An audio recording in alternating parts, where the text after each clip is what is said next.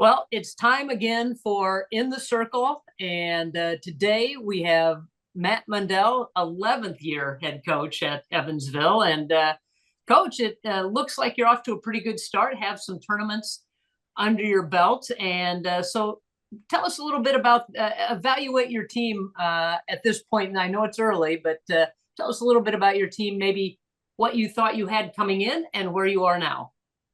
Yeah, it's been a really good start for us. We last year we got off to a really historically slow start. So to be able to kind of flip the script this year has been great to see. We're a young team. We only have two seniors, and the young players have been really stepping up. We've been extremely well at the plate. We've been hitting the ball, playing some pretty good defense at times, and then in the circle we've been pretty good too. So really happy with how we started.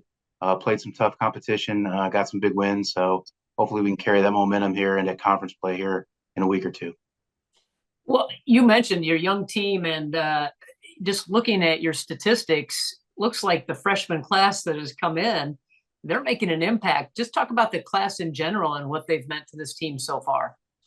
Yeah, they really have. You're right. We have six freshmen in the class, and they're all contributing in different ways. A lot of them have started games, and just letting them get a lot of experience early. We knew that we thought we had a good class, right, coming in. You always hope, and then when they get here and you see what they got, and I think some of them have kind of exceeded our expectations. So kind of throwing them into the fire early, and we like to talk with our team. Once you get here, there is no junior, senior, sophomore, freshman, right? It's all one team. Like this is the only year that this group is together. So really getting them to buy into that, and whatever role they're asked to do, they've been stepping up, and so is all the other girls. So. But yeah, really pleased with how they've been playing so far in the season, and the Valley play is really tough. So just getting them ready for that, and hopefully they will be. Well, one of the things that kind of jumped out at me was the power surge that you guys have had. I mean, you're bombing it out of the ballpark. What are some of the things that you have worked on with this team, or what are the adjustments that they have made at the plate to get that power to knock it out of the yard?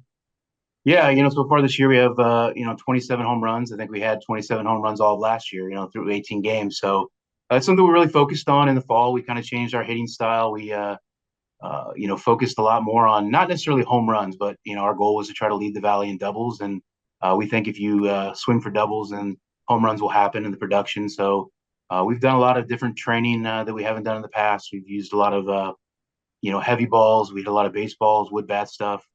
We kind of changed the sizes of the bats the girls use, and at first their faces were a little scared when we said we were going to switch everybody, and but after a couple weeks, they really got used to it, and I think it's made a big difference. But we put a lot of focus. We spent a lot of time on the hitting piece.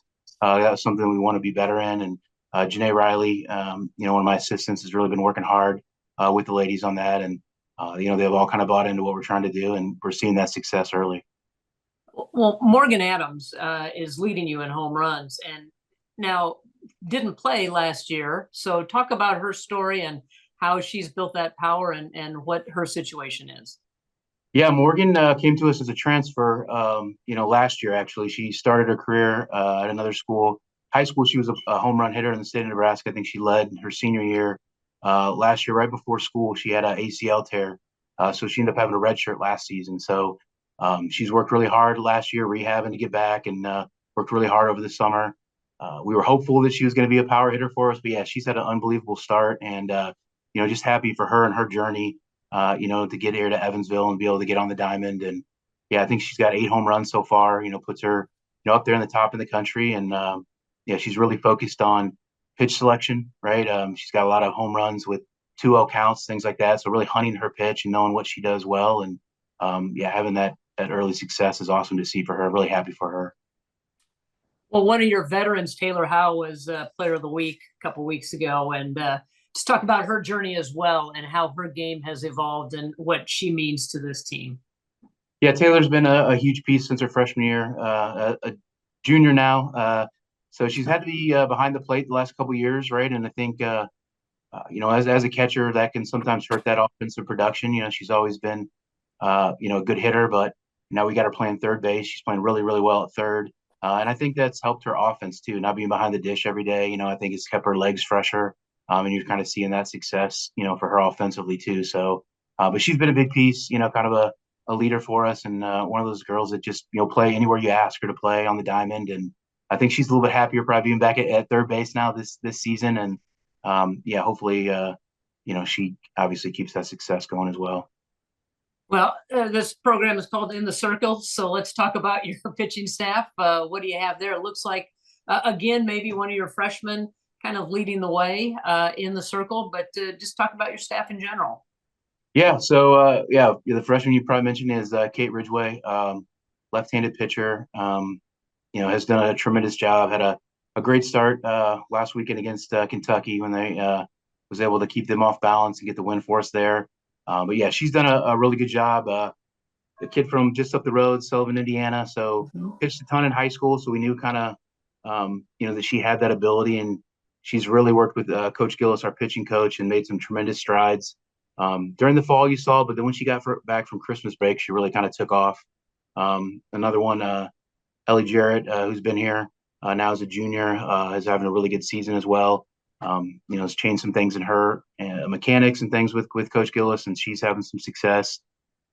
Gracie Hollingsworth was a redshirt freshman last year, was injured, came back, was off to a pretty good start. And then obviously we have Sydney Weatherford, who's been, kind of the rock of our pitching staff for the last 3 years.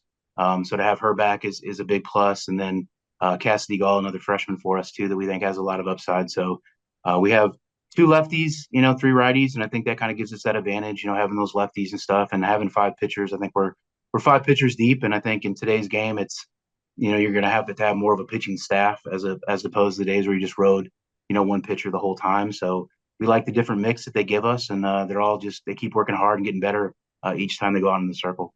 Yeah, it sounds like a great combination of having a lot of options.